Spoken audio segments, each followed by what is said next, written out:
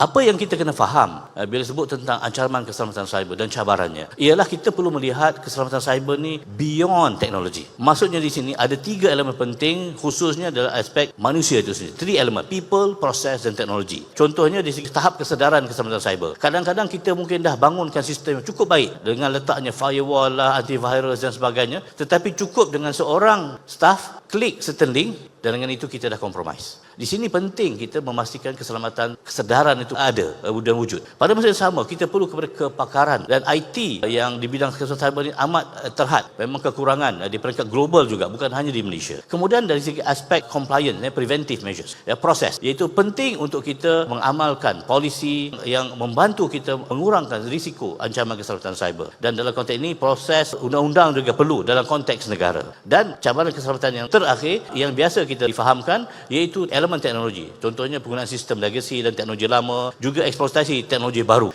Di sinilah cabarannya, dan dalam konteks kami di dalam PADU, Cyber Security Malaysia memainkan peranan sebagai rakan strategik untuk membuat penilaian keselamatan. Sama ada rangkaian di PADU, sama ada host PADU, pangkalan data PADU dan segala yang kita perlu untuk memastikan termasuklah database tadi, dan juga portal dan aplikasi web untuk memastikan sistem PADU adalah selamat. Dan saya tak kata kalau kita selamat sekarang, the next 5-6 months dia akan selamat juga. Penting ada regular security audit secara berkala memastikan kita selamat. Dan kita juga kena ambil kira faktor-faktor baru disebabkan perjalanan masa, teknologi juga semakin canggih. Jadi akan ada trend-trend ancaman baru yang mungkin sekarang kita rasa kita bersedia, tapi kita kena berdepan dengan AI, serangan cyber AI, kegunaan IoT, even threat daripada dalam, ancaman dalaman, malah kebocoran dan kritisan data yang berterusan dari semasa ke semasa, bukan hanya di Malaysia tetapi juga di luar negara. Sebab itulah hala tuju yang paling penting, kita kena faham there is no such thing as 100% security.